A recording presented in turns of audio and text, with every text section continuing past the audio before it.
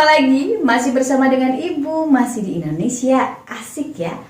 Di video kali ini Ibu akan menjelaskan mengenai jenis-jenis kalimat. Oke, berikutnya jenis kalimat berdasarkan bentuk gaya penyajiannya atau retorikanya ya. Kalimat ini juga dibedakan menjadi 3 jenis ya. Yang pertama adalah kalimat yang melepas. Kalimat yang melepas ini terbentuk jika kalimat tersebut disusun dengan diawali oleh unsur utama atau induk kalimat dan diikuti oleh unsur tambahan atau anak kalimat. Unsur anak kalimat ini seakan-akan dilepaskan saja oleh penulisnya. Dengan kata lain, jika unsur kalimat anak kalimat ini tidak diucapkan, tidak berpengaruh ya. Jadi kalimat itu pun sudah bermakna yang lengkap. Contohnya, semua warga negara harus menaati segala perundang-undangan yang berlaku. Ini sebagai induk kalimat agar kehidupan di negeri ini berjalan dengan tertib dan aman. Ini sebagai anak kalimat ya. Nah, jadi rumusnya KYM sama dengan IK plus AK atau bukan AK ya. Oke, berikutnya kalimat yang klimaks. Kalimat klimaks terbentuk jika kalimat tersebut disusun dengan diawali oleh anak kalimat dan diikuti oleh induk kalimat ya. Kalimat ini belum dapat dipahami ya jika hanya membaca anak kalimatnya saja. Sebelum kalimat itu selesai, maka akan terasa ada sesuatu yang ditunggu ya, yaitu induk kalimatnya. Oleh karena itu, penyajian kalimat ini akan terasa klimaksnya dan terasa membentuk ketegangan ya. Oke, contohnya setelah 1138 hari disekap dalam sebuah ruangan, ini sebagai anak kalimat, akhirnya 3 sandera warga negara Prancis itu dibebaskan juga. Ini sebagai induk kalimat ya. Jadi dengan rumusnya KYK sama dengan AK diikuti IK ya. Oke, berikutnya adalah kalimat yang berimbang. Kalimat yang berimbang ini disusun dalam bentuk kalimat majemuk setara dan kalimat majemuk campuran. Struktur kalimat ini memperlihatkan kesejajaran yang sejalan dan dituangkan ke dalam bangun kalimat yang simetrik. Contohnya, Rani pergi ke pasar menggunakan motor, sedangkan Rudi berangkat ke bengkel. Ini adalah kalimat majemuk setara. Karena hujan mulai deras, mereka berhenti dan langsung pulang. Ini adalah kalimat majemuk campuran. Jadi rumusnya KYB sama dengan KMS plus KMC dengan hal yang simetrik ya. Oke, berikutnya jenis kalimat berdasarkan subjeknya ya. Kalimat ini terbagi menjadi 2 ya, kalimat aktif dan pasif. Kalimat aktif adalah kalimat yang subjeknya melakukan suatu pekerjaan atau tindakan. Kalimat ini biasanya memiliki predikat berupa kata kerja yang berawalan me dan ber. Predikat juga dapat berupa kata kerja aus ya, atau kata kerja yang tidak dapat diikuti oleh awalan me saja. Misalnya pergi, tidur, mandi ya, dan lain-lain ya, kecuali makan dan minum ya. Oke, contohnya seperti ini.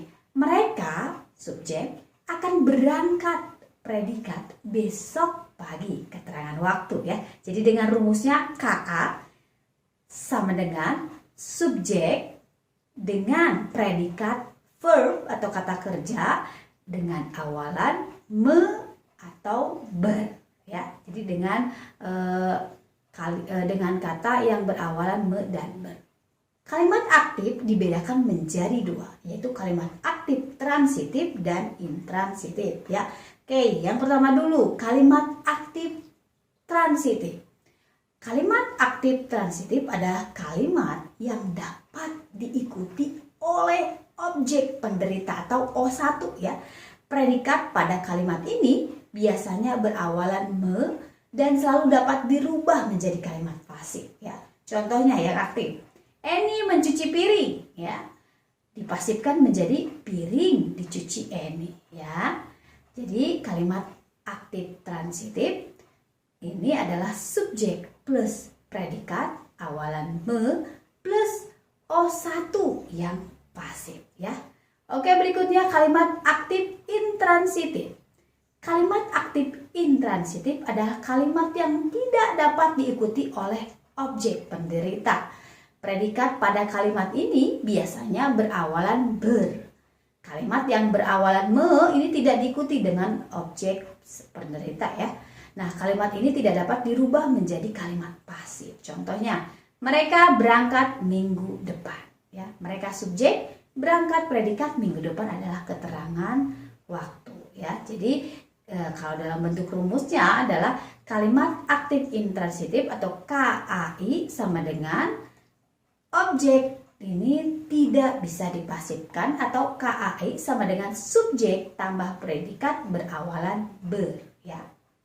Oke, kalimat semi transitif ya, yang ketiga adalah kalimat semi transitif. Ini kalimat yang tidak dapat dirubah menjadi kalimat pasif karena disertai oleh pelengkap bukan objek ya.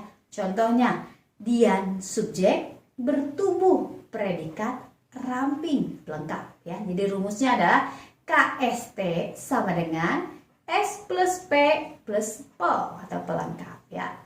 Oke, lanjut pada kalimat pasif. Kalimat pasif adalah kalimat yang subjeknya dikenai pekerjaan atau tindakan.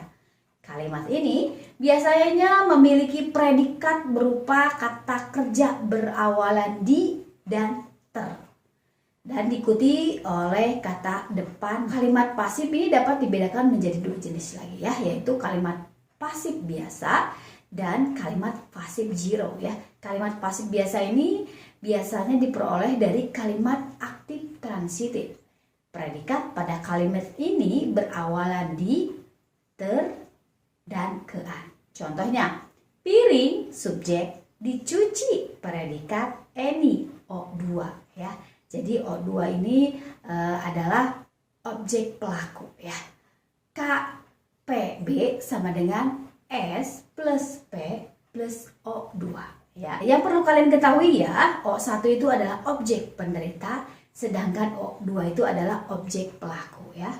Berikutnya kalimat pasif zero ya. Kalimat pasif zero adalah kalimat yang objek pelakunya atau O2 melekat tanpa disisipi dengan kata lain. Predikat pada kalimat ini berakhiran kan dan akan terjadi penghilangan awalan di. Predikatnya juga dapat berupa kata dasar berkelas kerja kecuali kata kerja yang aus ya, atau kata kerja yang tidak digunakan. Kalimat pasif zero ini berhubungan dengan kalimat baku ya.